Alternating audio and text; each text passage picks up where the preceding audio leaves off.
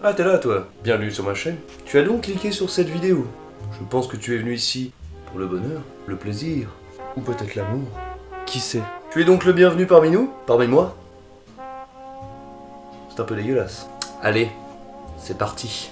Alors on se retrouve aujourd'hui pour une vidéo pas piquée des hannetons, petite vidéo particulière. On se retrouve aujourd'hui sur Dragon Ball Budokai Tenkaichi 3 pour les anciens. On part sur du vrai jeu de base sur l'ancienne, des trucs bien compliqués, des trucs bien hardcore, comme vous allez l'aimer. Donc voilà, première vidéo, je dirais, tout en bonheur, tout en plaisir, peut-être ma licence préférée, Dragon Ball.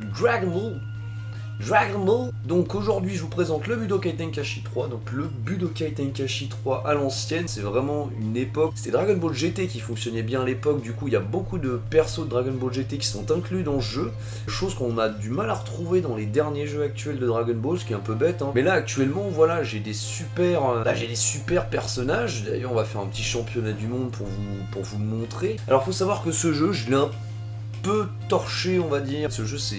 Pour débloquer les persos, il faut faire le mode histoire de chaque perso, espèce d'RPG bizarre, monde ouvert, des objets cachés, des Dragon Ball, des machins, un beau bordel. Non mais c'est à se coincer les parties dans une porte, non? Pour les histoires de base, c'est tous les mêmes histoires hein, d'ailleurs, tous les personnages ont la même histoire, sauf que vous n'allez pas faire les mêmes combats, tu vas faire uniquement les combats que ton personnage fait, après le reste ce sera résumé par du texte. Pour les novices qui ne connaissent pas, on va partir sur un Sangoku. Alors là je vous spoil un peu, vous voyez tout de suite les transformations et autres. Voilà, donc on va partir avec un petit Sangoku pas trop mal. On a vraiment beaucoup de choix, c'est-à-dire qu'on va voir aussi les anciens personnages qu'on a vu apparaître comme Bardock. Surtout on va récupérer aussi des personnages qu'on n'a pas dans les autres jeux, donc Couleur, Metal Couleur, ce genre de personnage, Lee Shenron, enfin pour ceux qui ont connu Dragon Ball GT, l'espèce de monstre qui naît des 7 Dragon Ball, enfin un bordel. On bat les couilles frère. Le premier combat, je vous fasse un point. Merde, alors je me rappelle absolument plus les touches.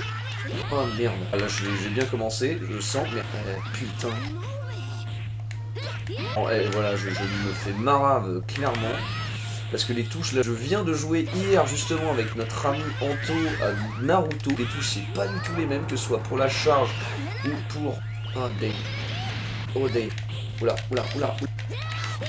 Hop, oh là, ça dégage. Donc là... Je vais pouvoir lui faire un Méhamea et ça dégage. J'ai pas le temps d'expliquer. Ce jeu est très compliqué en fait. Les touches, elles étaient pas du tout bien optimisées pour l'époque.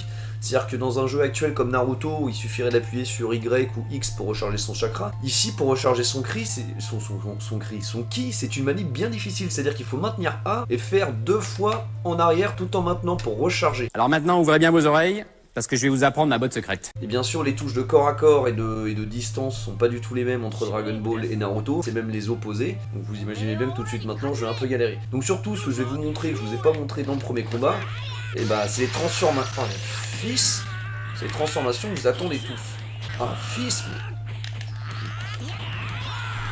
Oula. Alors ça pue. Alors, non. Oh, le fils. Ah bah putain, bah il veut pas prendre. Je vais peut-être vous montrer parce que lui vient de le faire. Alors première transformation. Super Saiyajin.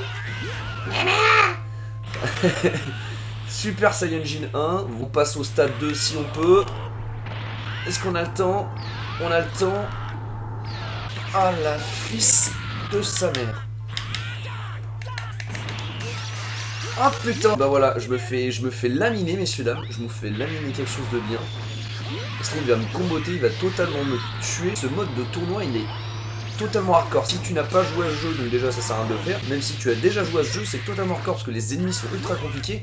Et il y a une grosse difficulté, c'est qu'on peut se faire têche du terrain réellement. C'est vraiment dans un Budokai Tenkaichi où les règles sont si tu sors du terrain, t'es têche et puis c'est comme ça. Donc je vais essayer de me transformer rapidement. La Super Saiyan 2, voilà, on va essayer de le recharger. Ah mais tu m'emmerdes.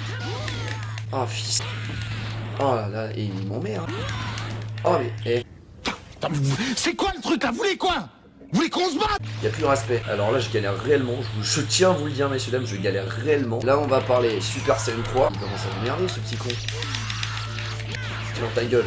Voilà, tu m'emmerdes. Est-ce que j'ai d'autres attaques? Ah oui, j'ai mon point du dragon. Oh, ça fait mal. Là il commence à chercher. Oh le con. Bah voilà, exactement, c'est comme ça, voilà. C'est comme ça, c'est la défaite d'un homme. Donc voilà, je vous montrerai rapidement, vite fait. Il y a un système de barres de ki, et en fait, tous les personnages n'ont pas les mêmes barres de ki. Voilà, on va faire un petit truc sympa. On démarre le combat, et je dois juste vous dire que moi en fait niveau sono, je suis totalement baisé, c'est-à-dire que là j'ai tout mon montage, vous aurez la musique du jeu, vous aurez les bruitages, vous aurez tout ce que vous voulez, mais moi je n'ai pas encore le son. Il me faudra un casque pour ça, et qui pourrait sortir de mon boîtier d'acquisition, sauf que je n'ai pas de casque, et du coup je joue sans son, voilà. Mais je n'apprécie pas du tout le gameplay sans son, donc je vais devoir faire les bruitages moi-même dans ma tête. Alors, donc je vais vous montrer un peu, donc là on part sur un combat d'entraînement, voilà, vous voyez un peu les attaques, hein, impact final, ce genre de truc. Voilà, canon Garrick. Donc voilà, ça vous met des pourcentages de dégâts, donc là aussi c'est intéressant. En Super Saiyan 1, l'attaque est augmentée, voilà, vous êtes à 110%. On va essayer de passer en Super Saiyan 2 tout de suite. Voilà, pour les adorateurs. On va quand même faire un truc, parce que je sens que là il va y avoir du fanboy, vous allez kiffer. Oh, Tsukushi. Oh, ça fait extrêmement mal, comme vous pouvez voir, c'est 140% d'attaque, c'est n'importe quoi. Et là, je vais tenter une dernière chose, une exclusivité sur TF1. Voilà la transformation, cette transformation ultime et oh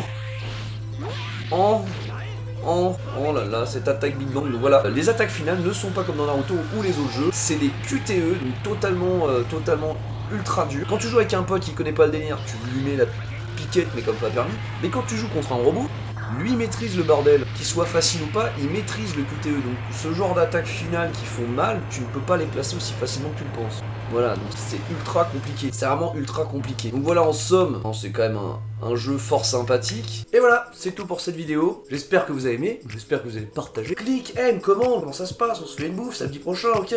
Ça va trop loin là, beaucoup trop loin. Enfin bref, merci pour cette vidéo, merci d'avoir suivi cette vidéo, et une prochaine peut-être. Ah ciao, bonsoir.